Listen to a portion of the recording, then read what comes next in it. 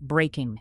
CISA added CVE-2026-50522, a Microsoft SharePoint deserialization vulnerability, to the known exploited vulnerabilities catalog today, July 22, 2026.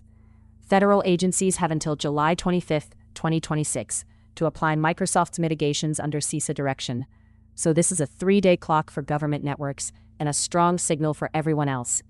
If your organization runs SharePoint for intranets, document libraries, workflows, or team collaboration, the stake is simple. An unauthenticated network attacker may be able to execute code on a SharePoint system. CVE 2026-50522 is categorized as deserialization of untrusted data in Microsoft Office SharePoint. In plain English, SharePoint can receive data that it later turns back into application objects, and this flaw means untrusted data may be handled in a way that allows code execution. The NVD description is direct. An unauthorized attacker can execute code over a network. The CVSS score is 9.8, rated critical, with low attack complexity, no privileges required, and no user interaction required.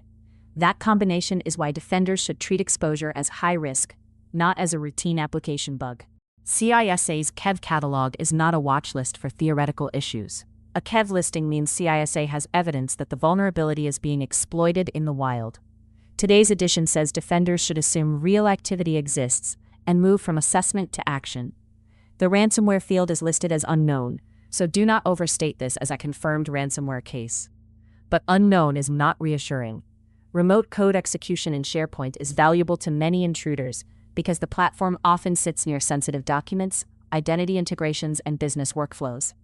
KEV membership also triggers mandatory timelines for federal civilian agencies. Who is in scope?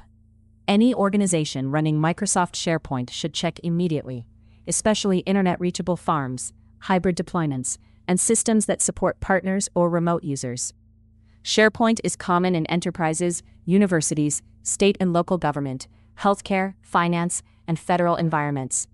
The data provided here does not name specific affected versions, so do not guess based on age alone. Use Microsoft's official instructions to determine applicability. Also remember the boundary issue. An internal-only SharePoint server can still be exposed to an attacker who already has a foothold through VPN access, a compromised device, or another breached application.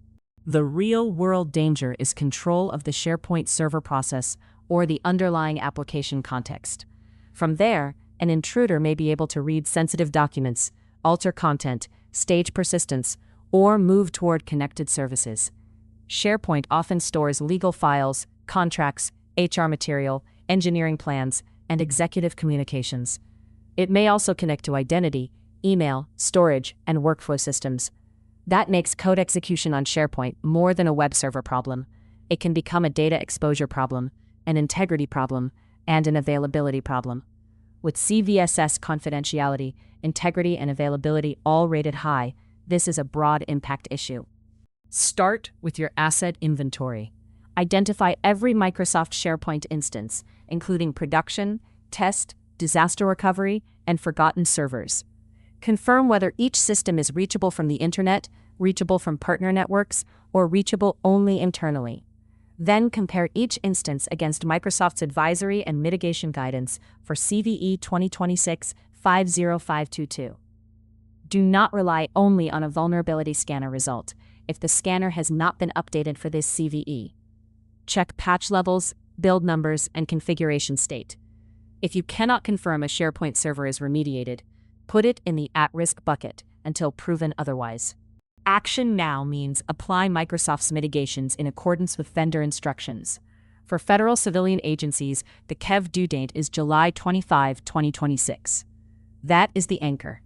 CISA also points agencies to BOD 26-04, which prioritizes security updates based on risk, and to CISA's forensics triage requirements. Private organizations should use the same urgency because KEV listings are based on known exploitation. Prioritize internet-facing SharePoint first, then high-value internal systems, then remaining environments.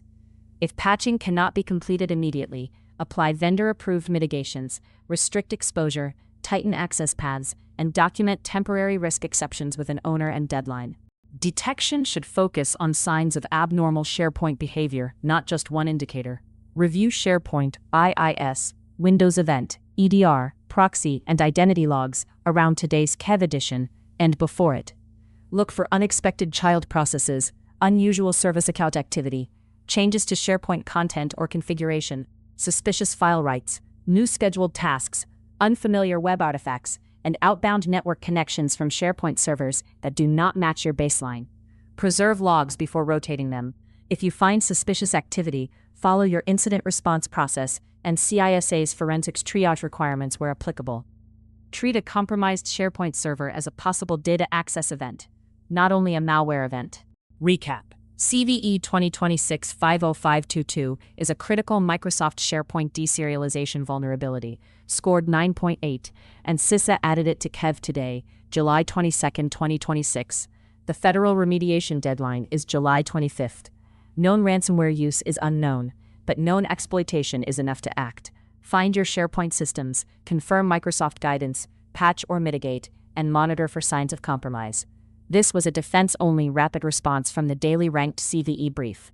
Subscribe for the Daily Ranked Brief with exposure, impact, detection, and remediation in plain English.